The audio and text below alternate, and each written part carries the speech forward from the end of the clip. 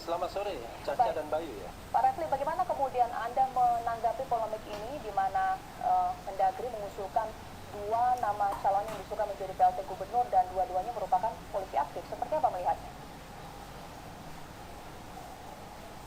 Ya, memang ini isu yang kontroversial ya, karena melibatkan polisi aktif ya, tentara aktif. Tetapi saya melihatnya sesungguhnya alasan yang disampaikan oleh Mendagri justified juga. Ini kan pilkada serentak, kalau yang dideploy itu semua pejabat eselon 1 Kementerian Dalam Negeri, habis ya kan begitu. Lalu kemudian kenapa tidak misalnya pejabat eselon 1 di kementerian lain? Nah, memang pilihannya kan apakah mau sumbernya dari kementerian lain atau sumbernya sekalian dari TNI dan Polri kan begitu. Ini kontroversial, tetapi saya melihat dari sisi aturan saya menganggap tidak masalah. Yang penting adalah bahwa ini diajukan dan diisi oleh Kementerian Dalam Negeri yang memang memiliki kewenangan. Nah, hanya kalau saya mau membedakan antara TNI dan Polri, kalau untuk Polri saya masih bisa menerima. Tapi kalau untuk TNI agaknya agak jauh ya, karena kenapa? Karena beda TNI dan Polri itu. Kalau TNI itu kan militer, doktrinnya berbeda, doktrinnya menghancurkan ya.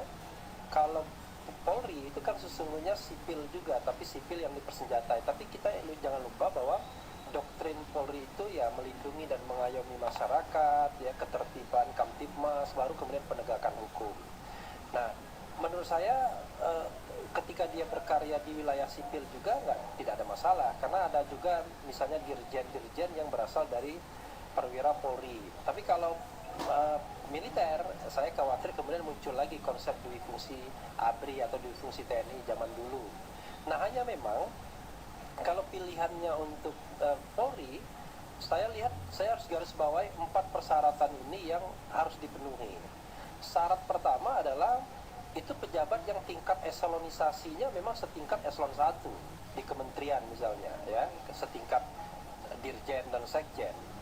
Yang kedua, dia harus memiliki kapabilitas untuk menjadi penjabat gubernur, sehingga dia harus memiliki kemampuan manajerial ya, paham anggaran, paham perda, paham HAM dan lain sebagainya. Yang ketiga adalah dia harus bisa cuti fully di luar tanggungan, sehingga dia tidak lagi terikat dengan institusi kepolisian secara hierarkis, misalnya dengan Kapolri. Karena kenapa? Karena dia akan dikoordinasikan oleh Menteri Dalam Negeri. Jadi hanya Menteri Dalam Negeri saja, jangan sampai ada dualisme koordinasi atau dualisme atasan. Nah, yang keempat, terakhir tetapi sangat penting adalah dia mampu bertindak netral.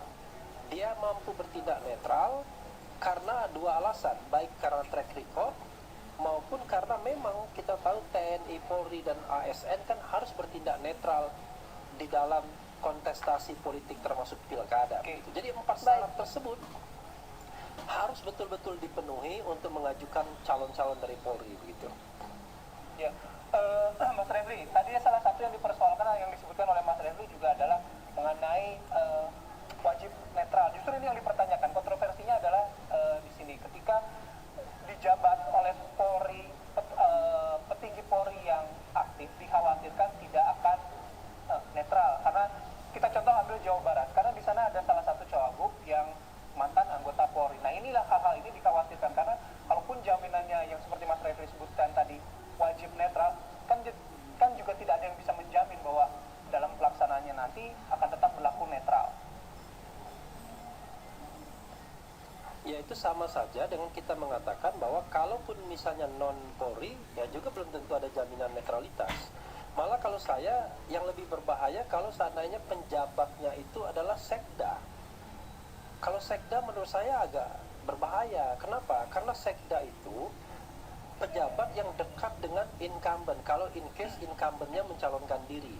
Kita tahu bahwa yang namanya sekda itu adalah pejabat birokrasi tertinggi di bawah gubernur, bupati atau wali kota, dan dia biasanya bekerja sama dengan gubernur, bupati, wali kota. Dan kalau gubernur, bupati, wali kotanya maju lagi, Nah, itu saya justru tantangan netralitasnya lebih kuat di sini. Baik, Pak Nah, itu Refli. satu. Yang kedua, saya tentu agak menggarisbawahi kalau seandainya yang dimajukan itu Kapolda setempat. Nah, kalau Kapolda setempat itu bisa bias gitu. Baik, Pak Refli, oke lah kita tahu bahwa polisi Ya. kemudian bisa cuti dari jabatannya selama dia menjabat jadi PLT. Tapi kan sudah jelas di Undang-Undang Polri itu sendiri nomor 2 tahun 2002 bahwa polisi diharapkan untuk tidak ikut dalam politik praktis. Bahkan pasca reformasi kita juga sepakat bahwa Polri dan TNI itu harus monoloyalitas dan tidak ada fungsi dari ini. Bagaimana Anda melihatnya? Iya, karena itu kita harus pahami bahwa yang namanya tidak berpolitik itu dia tidak ikut dalam kontestasi pilkada. Jadi kalau ikut dalam kontestasi pilkada seperti misalnya Anton Carlyan, dia wajib mundur dan tidak boleh balik lagi. Itu yang paling penting. Tapi menjadi penjabat gubernur itu bukan berpolitik. Itu jabatan birokrasi yang diisi oleh ASN, aparatur sipil negara. Kalau tidak Polri, kan diisi juga oleh ASN. Dan kita tahu bahwa ASN, Polri, dan TNI itu adalah jabatan-jabatan yang diharuskan netral dan tidak boleh berpolitik begitu. Jadi dalam konteks ini keliru kalau menyatakan itu berpolitik begitu. Oke, katakanlah ukuran berpolitik itu juga masih bisa diperdebatkan, tapi di pasal yang sama, di undang-undang yang sama, di poin ketiga disebutkan anggota kepolisian negara Republik Indonesia ini dapat menduduki jabatan di luar kepolisian setelah mengundurkan diri atau pensiun. Nah, sementara dua petinggi Polri ini kan saat ini posisinya masih aktif.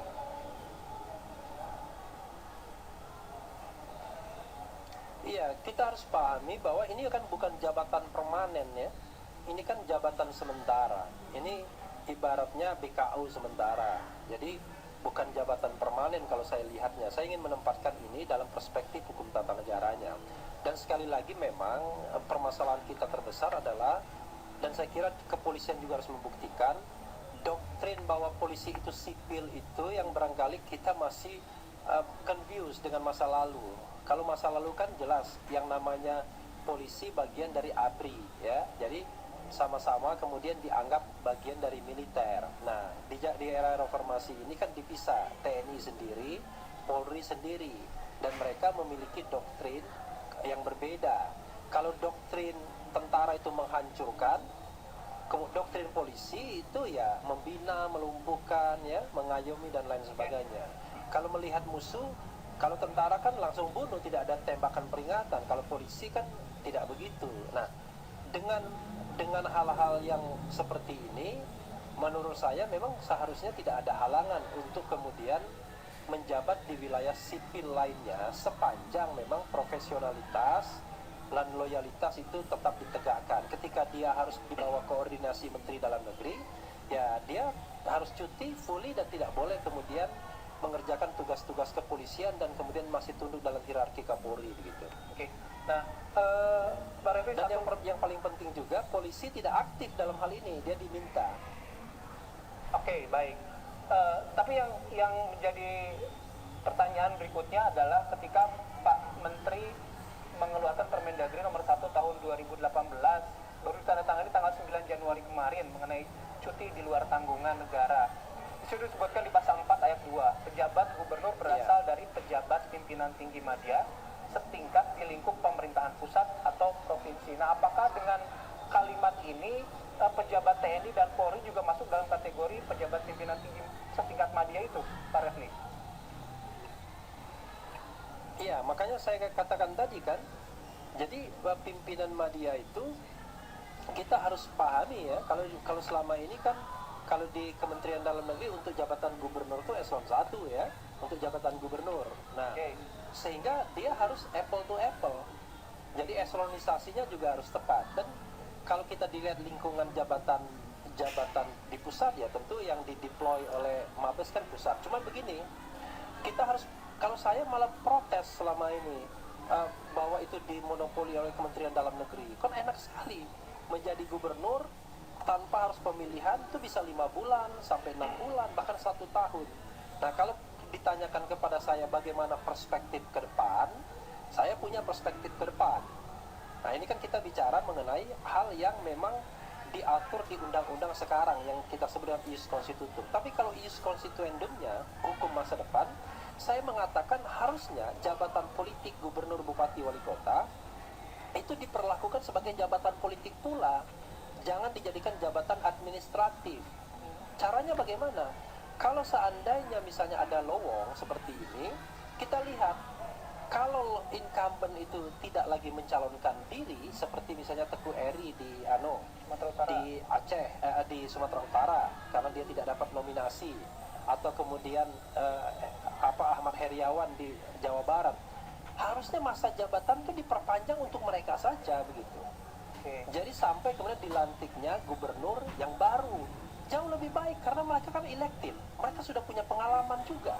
Dan tentu mereka kan tidak boleh juga korupsi, mereka juga tidak boleh sembarangan karena ada pengawasan DPR, pengawasan vertikal di pusat, kan begitu. Nah kalau seandainya mereka mencalonkan kembali, saya membayangkan ya harusnya yang bisa menggantikan pejabat-pejabat elektif lainnya, misal ya. Nah ini kan bisa kita diskusikan, misalnya yang menggantikan sementara itu ketua DPRD-nya.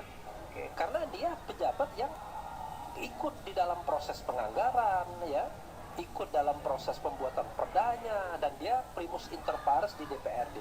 Karena ini adalah mengisi jabatan sementara dan diperlakukan sebagai jabatan politik, saya pikir pilihan tersebut bisa didiskusikan begitu, ketimbang diisi oleh pejabat-pejabat non politik yang kemudian diperlakukan seperti jabatan birokratis. Padahal kan bupati, wali kota, gubernur itu tidak anak buah presiden secara direct, tidak anak buah menteri dalam negeri secara direct. Dia berlaku prinsip otonomi daerah, dipilih secara langsung oleh rakyat ya, kecuali kalau itu jabatan yang tidak dipilih begitu. Baik, tapi saya jadi agak bingung ini Pak Refli ketika Anda mengatakan bahwa seyogyanya jika kemudian mereka menjadi gubernur diharapkan ini menjadi jabatan politis gitu. Sementara memang Mendagri pernah melakukan peraturan Mendagri ini tahun 2016 nomor 74 bahwa ketika sudah menjadi PLT dia punya kewenangan juga administratif, bahkan bisa mengesahkan APBD. Lantas bagaimana kemudian melihatnya?